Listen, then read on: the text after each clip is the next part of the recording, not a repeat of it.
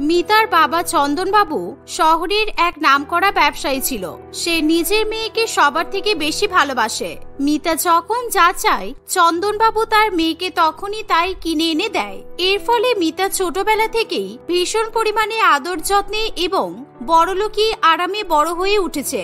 উচ্চ মাধ্যমিক পরীক্ষার পর মিতা যখন খুব ভালো রেজাল্ট করে তখন চন্দনবাবু তাকে শহরের সব থেকে নামকরা কলেজে ভর্তি করে। সেই কলেজে গরিব ছেলে মেয়েদের পড়াশোনার কোনো সুযোগ থাকে না। একমাত্র স্কলারশিপের মাধ্যমেই বস্তির ছেলে পল্টু সেই কলেজে পড়াশোনা করার সুযোগ পায়। এই পল্টু, আমি শুনেছি তুই বস্তিতে থাকিস, কথাটা কি সত্যি? হ্যাঁ মিতা, আমি বস্তিতে থাকি। কেন, বস্তিতে থাকা কোনো অপরাধ নাকি? তুমি যেমন তোমার বাবার টাকা দিয়ে তৈরি বড় অট্টালিকার মধ্যে বসবাস করো, ঠিক আমি তেমন ভাবে বস্তির মধ্যে আমার মায়ের কষ্ট করে তৈরি করে কুড়ে ঘরের মধ্যে বসবাস করি। বাবা, পকেটে টাকার দম নেই, মুখে এদিকে কথার দম 16 আনা, আবার নাটক করে তুমি তুমি করে কথা বলা হচ্ছে। আমাকে ডিপার্টমেন্ট থেকে শহরে বস্তি এলাকার উপর সার্ভে করতে বলা হয়েছে। আমি ভেবেছি তোদের বস্তিতে গিয়ে সার্ভে করব আর সেখান থেকে ডাটা জোগাড় করে নিজের প্রজেক্টটা তৈরি করব। তুই কি আমাকে হেল্প করতে পারবি? হ্যাঁ, আমাদের বস্তির উপর সার্ভে করবে, এ তো খুব ভালো কথা। শহরের ওরকম অনেক কলেজ থেকেই ছেলে মেয়েদের বস্তির উপর সার্ভে করতে পাঠানো হয়, কিন্তু সার্ভে হয়ে গেলেও বস্তির আর কোনো উন্নতি হয় না। সে যাই হোক, আমার কাজ আমাকে তো করতেই হবে। তাই আমি কালকে সকালবেলা কলেজে আসার আগে তোদের বস্তির সামনে চলে যাব। তুই আমাকে বস্তিটা ঘুরে দেখিয়ে দিবি। এই বলে মিতা সেখান থেকে চলে যায়। বস্তির পরিবেশ, মানুষজন কিংবা রাস্তাঘাট সম্বন্ধে মিতা একেবারেই অবগত থাকে না। পরের দিন সকালবেলা সে সুন্দর করে সেজে গুজে একটা বড় লাল গাড়ি করে বস্তির উদ্দেশ্যে রওনা দেয়। বস্তির মহিলারা পথের ধারে বসে বাড়ির এঁটো বাসন মাজে আর জামা কাপড় পরিষ্কার করে। মিতা গাড়ি নিয়ে পৌঁছাতে না পৌঁছাতেই সেই সব নোংরা জল মিতার গাড়ির উপরে ছিটকে আসে। মিতার পছন্দের গাড়ির লাল রং নোংরা হয়ে যাওয়ায় সে ভীষণ পরিমাণে রেগে যায়। ইস, কি ডিসগাস্টিং! আপনারা এরকম নোংরা জল আমার গাড়ির মধ্যে কেন ছিটিয়ে দিলেন? কোনো শিক্ষা দীক্ষা নেই নাকি? আপনারা তো দেখছি কোনো ম্যানার্স জানেন না। বাড়িতে গিয়ে নিজের রান্নাঘরে বাসন মাজবেন আর বাথরুমে গিয়ে জামা কাপড় কাচবেন, এরকম রাস্তায় বসে কেউ নোংরা কাজ করে নাকি? ও মেম সাহেব, বড় বড় লেকচার ছাড়বেন না। আপনার কত বড় সাহস, হ্যাঁ, যে এত বড় গাড়ি নিয়ে আপনি বস্তির মধ্যে ঢুকে পড়েছেন? বেশি বকবক করলে না মেরে একদম গাড়ির হেডলাইট ভেঙে দেব। আমাদের বস্তিতে এসে আমাদেরকে নীতি শিক্ষা দিচ্ছ? নাম বলছি গাড়ি থেকে, এক্ষুনি মেরে না তোর হাত পা ভেঙে দেব। এই বলে মদনের মায়ের সঙ্গে বস্তির সমস্ত মহিলারা মিতাকে মারবে বলে তেড়ে আসে। মিতা ভীষণ পরিমাণে ভয় পেয়ে যায়। ঠিক এমন সময় সেখানে পল্টু এসে উপস্থিত হয়। মিতা ভয় পেয়ে কাঁদতে কাঁদতে পল্টুকে সব কথা জানায়। আরে কাকিমা, তুমি ওর উপর রাগ করছো কেন? আসলে এর আগেও কোনোদিনও বস্তিতে আসেনি, তাইও না বুঝে এত বড় গাড়ি নিয়ে বস্তির রাস্তার মধ্যে ঢুকে পড়েছে। তোমরা ওকে ক্ষমা করে দাও। ও আমার কলেজের বন্ধু, আমাদের বস্তি নিয়ে পড়াশোনা করতে চাই, তাই এসেছে। এইসব ছোট ছোট জামা কাপড় পরে গাড়ি ছাড়া মেয়েদেরকে বন্ধু বানাস কেন রে পল্টু? তুই ওকে চিনিস বলে আজকে ওকে ছেড়ে দিলাম, না হলে কেলিয়ে না একেবারে মামার বাড়িতে পাঠিয়ে দিতাম। হ্যাঁ, এই বলে মদনের মা এবং বাকি মহিলারা সেখান থেকে চলে যায়। তোমার মাথার বুদ্ধি শুদ্ধি লোপ পেয়েছে মনে হয়। আমাদের বস্তির রাস্তায় টোটো বা রিক্সা ছাড়া কোনো গাড়ি ঢোকে না, কিন্তু তুমি এত বড় গাড়ি নিয়ে এখানে চলে এসেছো কেন? সুতরাং আরেকটু হলে তো বস্তির লোকের হাতে মার খেয়ে মরতে। ওই জাদ্রেল বস্তির মহিলার কত বড় সাহস যে আমার গায়ে হাত তুলবে! আমাকে মারতে আসলে আমিও দু চার ঘা কষিয়ে দিতাম। আর তুই ওদের সামনে আমাকে ছোট করলি কেন রে? তুই তো দেখছি তোর বস্তির মহিলাদের থেকে কম কিছু না। আমি বাড়ি গিয়ে বাবার কাছে তোদের নামে নালিশ করব। হ্যাঁ, যা ইচ্ছে তাই করো, কিন্তু এখন নিজের কাজটা সম্পূর্ণ করে নাও। এই বলে পল্টু মিতাকে বস্তির চারপাশটা ঘুরে দেখাতে শুরু করে। বস্তিটা ভীষণ পরিমাণে নোংরা এবং অস্বাস্থ্যকর হওয়ায় মিতার এক মুহূর্ত সেই বস্তিতে থাকতে ইচ্ছে করে না। এভাবেই কয়েক ঘন্টার মধ্যে তাদের কাজ করা হয়ে গেলে মিতার খুব জোরে খিদে পেয়ে যায়। তাই পল্টু তাকে তার বস্তির ছোট্ট কুড়ে ঘরে নিয়ে যায়। সেখানে পল্টুর মা চাঁদনি গরম গরম পুলি পিঠে আর পায়েস রান্না করছিল। পিঠে পায়েসের গন্ধে মিতার মন একেবারে ভরে ওঠে। বাহ, আমার মা যখন বেঁচে ছিল তখন ঠিক এরকম ভাবে পিঠে আর পায়েস রান্না করতো। তোর ঘরে পিঠে পায়েসের গন্ধ পেয়ে আমার না মায়ের কথা মনে পড়ে যাচ্ছে। ও মা, এই মেয়েটা হলো মিতা, ও আমার কলেজের বন্ধু, আমাদের বস্তি নিয়ে পড়াশোনা করতে এসেছে। ঘরে যা রান্না বান্না হয়েছে ওকে একটু তাড়াতাড়ি করে খেতে দাও তো, আর তার সাথে আমাকেও একটু খেতে দাও, কারণ আমাদের আবার কলেজে যেতে হবে, তা না হলে দেরি হয়ে যাবে। বাহ, তোমাকে কি সুন্দর দেখতে মিতা। তোমরা বসো, আমি এক্ষুনি তোমাদেরকে খেতে দিচ্ছি। মিতা ওই ফাঁকা এক চালার ঘরে চারিদিকে তাকিয়ে দেখে যে মাত্র একটাই খাট সেখানে পাতা আছে, তাই সে কোথায় বসবে কিছুই বুঝতে পারে না। তখন পল্টু মিতার হাত ধরে মাটির উপর বসিয়ে দেয়। পল্টুর মা দুজনকে গরম গরম পিঠে এবং পায়েস দিলে তারা আঙুল চেটে পুটে পিঠে পায়েস খেতে থাকে। এই মেয়েটার মুখটা একেবারে চাঁদের টুকরোর মতো। আমার ছেলের পাশে বসে কি সুন্দর বস্তির ঘর আলো করে খাবার খাচ্ছে। এই মেয়েটা যদি আমার ঘরের বউ হয়ে আসতো তাহলে কতই না ভালো হতো। এমন সময় মিতা এবং পল্টুর খাওয়া হয়ে গেলে তারা বস্তি ছেড়ে কলেজের উদ্দেশ্যে রওনা দেয়। এইভাবেই দেখতে দেখতে কিছুদিন কাটে। মিতা এবং পল্টুর মধ্যে ধীরে ধীরে বন্ধুত্ব গড়ে ওঠে। এমনকি মিতা মনে মনে পল্টুকে পছন্দও করে ফেলে। তাই সে অনেক ভাবনা চিন্তা করে সিদ্ধান্ত নেয় যে যতই যাই হোক না কেন সে পল্টুকে বিয়ে করে বস্তিতে গিয়ে উঠবে। তোমার মাথা কি খারাপ হয়ে গেছে মিতা? তুমি মাত্র একদিন গিয়ে আমার বস্তিতে টিকতে পারলে না, আর তুমি কিভাবে ভাবতে পেরেছো যে বিয়ে করে তুমি বস্তিতে সারা জীবন কাটিয়ে দেবে? শোন, আমি কোনো কথা শুনতে চাই না। আর আমি যে তোকে বিয়ে করে বস্তিতে গিয়ে থাকবো সেই ব্যাপারে আমি বাবাকে সব জানিয়ে দিয়েছি। বাবা প্রথমে আপত্তি করলেও পরে আমার জেদের কাছে হার মেনে গেছে। আমি তোকেই বিয়ে করব। আর তুই যদি আমাকে বিয়ে করতে না চাস তাহলে আমি নিজেকে শেষ করে দেব। না না, তোমাকে নিজেকে শেষ করতে হবে না, দয়া করো। তুমি যখন এত জোর করছো তখন আমি তোমাকে বিয়ে করে আমাদের বস্তিতে নিয়ে যাব, কিন্তু পরে তোমার যদি কোনো সমস্যা হয় তাহলে আমি আবার তোমাকে তোমার বাপের বাড়িতে ফিরিয়ে দেবো, কেননা বস্তির জীবন অত সহজ নয়, বুঝেছো? দেখতে দেখতে তাদের কলেজের পড়াশোনা শেষ হয়ে এলে মিতা এবং পল্টু বিয়ে করে। তবে চন্দনবাবু মনে মনে কিছুতেই এই বিয়েটা মেনে নিতে পারে না। তবুও মিতা যখন সেই ছেলেকে বিয়ে করেই ফেলেছিল তাই তার বাবারও কিছু করার থাকে না।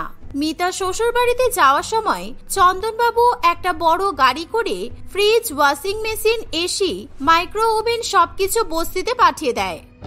এ কি বৌমা, তুমি বাপের বাড়ি থেকে আসার সময় এসব জিনিসপত্র কেন এনেছো? আমার ছোট্ট বস্তির ঘরে এত জিনিসপত্র রাখার জায়গা নেই। আর পল্টু, তুই তো শ্বশুর মশাইকে বারণ করিসনি কেন? তুই শেষ পর্যন্ত শ্বশুর বাড়ি থেকে যৌতুক নিয়ে এলি। তুমি বিশ্বাস করো মা, আমি মিতার বাবাকে অনেকবার বারণ করেছিলাম, কিন্তু মিতার বাবা কোনো কথা শুনতে চায়নি। এমনকি মিতা পর্যন্ত একবারও জিনিসপত্র নিতে বারণ করেনি। আরে তুমি এমন করছো যেন অন্য কোনো লোক তোমাকে ভিক্ষা হিসেবে এগুলো দিয়েছে।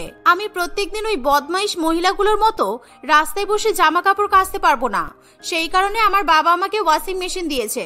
আর আমি তোমার সাথে বস্তিতে থেকে সংসার করব তার মানে এই নয় যে আমি নিজের বাবার কাছ থেকে কোনো জিনিসপত্র নিতে পারবো না। এভাবে জিনিসপত্র ঘরে রাখা নিয়ে তিনজনের মধ্যে কথা কাটাকাটি হতে থাকে। এমন সময় একটি কাক এসে সব জিনিসগুলোর উপর পটি করে দেয়। আর অন্যদিকে বাচ্চা বাচ্চা ছেলেরা রাস্তায় ক্রিকেট খেলে। আর সেই ব্যাট বলের বল এসে লাগে মিতার গাড়ির হেডলাইটে, অর্থাৎ চন্দনবাবু যে গাড়ি করে মিতাকে শ্বশুর বাড়ি পাঠায় সেই গাড়িতেই। এর ফলে সঙ্গে সঙ্গে সেই গাড়ির হেডলাইট ভেঙে যায়। হাই হাই রে, সব নষ্ট হয়ে গেল। আমার বাবা 17 লক্ষ টাকা দিয়ে আমার পছন্দের এই গাড়িটা আমাকে বিয়ের আগে উপহার দিয়েছিল, আর এই বদমাইশ বাচ্চাগুলো গাড়ির হেডলাইটটা ভেঙে দিল। আর এই বস্তির মধ্যে কত কাক উড়ছে, ইস। ঠিক এমন সময় আর একটা কাক মিতার মাথার উপরেই পটি করে দেয়। মিতা ভয়ের চোটে কাঁদতে কাঁদতে পল্টুর সঙ্গে ঘরের মধ্যে ঢুকে পড়ে। কিন্তু সেই ছোট্ট ঘরের মধ্যে সত্যি চন্দনবাবুর পাঠানো জিনিসপত্র রাখার কোনো জায়গা থাকে না। তাই মিতা আবার জিনিসপত্রগুলো গাড়ি করে নিজের বাপের বাড়িতে ফেরত পাঠিয়ে দেয়। মিতা পরিষ্কার হয়ে ঘরে বসলে চাঁদনি নিজের ছেলে এবং ছেলের বউকে ভালো মন্দ খাবার রান্না করে খাওয়ায়। তবে এভাবে বস্তির একটা ছোট্ট ঘরের মধ্যে থাকতে মিতার খুবই কষ্ট হয়। বিয়ের পরের দিন সকালবেলা উঠে মিতা যখন বাথরুমে যাবে তখন সে দেখে যে বালতিতে কোনো জল নেই। ওমা, মা, বাথরুমে একটা বালতিতেও তো জল নেই, এমনকি বাথরুমের দেওয়ালে কোনো কল পর্যন্ত নেই। আমার ভীষণ জোরে পটি পেয়েছে, এখন আমি জল কোথা থেকে পাবো? ও বৌমা, আমি তো তোমাকে বলতে ভুলেই গেছি, আমাদের বস্তিতে একটা কলপাড় আছে। আর যখন আমাদের জলের দরকার পড়ে তখন আমরা কল থেকে জল তুলে নিয়ে আসি। আজকে তো তোমার ঘুম থেকে উঠতে এমনিতেই অনেক বেলা হয়ে গেছে, তাই এখন কলপাড়ে কিন্তু অনেক লাইনও পড়েছে। হাই ঈশ্বর, এবার আমি কি করব? আপনার তাহলে যখন এতই জ্ঞান আছে তাহলে সকাল সকাল বস্তির কলপাড়ে গিয়ে লাইন দিলেন না কেন? এক্ষুনি গিয়ে আমাকে বালতি ভরে জল নিয়ে এসে দিন, না হলে আমার এখানে পথে বেরিয়ে যাবে। আমার ভীষণ কোমরে ব্যথা বৌমা, তাই আমি একদম বালতি করে জল নিয়ে আসতে পারি না। আর আজকে সকাল হতে না হতেই পল্টু তো কাজের সন্ধানে বেরিয়েছে, তাই তোমাকেই কষ্ট করে জল নিয়ে আসতে হবে। মিতা এই কথা শুনে তার শাশুড়ি মায়ের উপর প্রচন্ড রেগে যায়, কিন্তু তার যেহেতু ভীষণ জোরে চাপ এসেছিল তাই কোনো দিকে না তাকিয়ে সে বালতি হাতে করে কলপারে লাইন দিতে বেরিয়ে পড়ে। কলপারে গিয়ে বস্তির মহিলাদের অনেক লাইন দেখে মিতা ভীষণ পরিমাণে অবাক হয়। সে কোনো মতে কষ্ট করে লাইনে দাঁড়িয়ে থাকে। আচ্ছা মুশকিল, আমি সেই কখন থেকে কষ্ট করে লাইনে দাঁড়িয়ে আছি, আর সামনে কিছু মহিলা জল না নিয়ে দাঁড়িয়ে আছে কেন? গল্প করছে। কোন বদমাইশ মহিলা দেখি তো, যাদের কোনো বাড়িতে কাজ নেই এরকম বস্তির কলতলে এসে সংসারের গল্প করছে। কে রে শয়তানি, কার এত বড় সাহস যে আমাকে বদমাইশ মহিলা বলছে? একবার মুখটা দেখি। বস্তিতে নতুন না হলে আমার মতো বস্তির রানী মদনের মাকে কারোর বদমাইশ বলার সাহস নেই। ও, আপনি সেই বিখ্যাত মহিলা যিনি আমার গাড়িতে জল ছিটিয়ে দিয়েছিলেন। বস্তির রানী না রাক্ষসী সে আপনার বিচ্ছিরি বিষের মতো মুখটা দেখলেই বোঝা যাচ্ছে। এখন তাড়াতাড়ি লাইনটা ছাড়ুন, আমি জল ভরবো। আর আমি এই বস্তিতে নতুন নই, আমি হলাম পল্টুর বউ। বাবা, পল্টু তোর মতো বদমাইশ মেয়েকে বন্ধু থেকে বউ বানিয়ে নিল, আর তুই আমাকে কোন সাহসে বদমাইশ বলিস রে? মেরে না তোর মুখের থোবড়া ভেঙে দেব। আমার যতক্ষণ ধরে ইচ্ছা আমি ততক্ষণ ধরে জল নেব। কি করবি রে তুই? মিতা এমন কথা শুনে ভীষণ পরিমাণে রেগে যায়, তাই সে মদনের মায়ের বালতি ছুঁড়ে ফেলে দেয়। আর তখনই শুরু হয় বস্তির মধ্যে দুই মহিলার মধ্যে চুলোচুলি। মদনের মা ইচ্ছা করে জোরে মিতার চুল ধরে টেনে দেয়, আর মিতা মদনের মায়ের গালে থাপ্পড় মারে। আর এই বস্তির ঝামেলা হয় সেরা ঝামেলা। সকল মহিলারা চাইলেও তাদের মারপিট থামাতে পারে না। ঠিক এমন সময় পল্টু এবং তার মা সেখানে চলে আসে। মেরে একেবারে ঘাড় মুখ ভেঙে দেব। তুই জানিস আমি শহরের অনেক বড়লোক ঘরের মেয়ে, আমার পিছনে কাটি করতে আসলে না তোকে একেবারে শেষ করে দেব।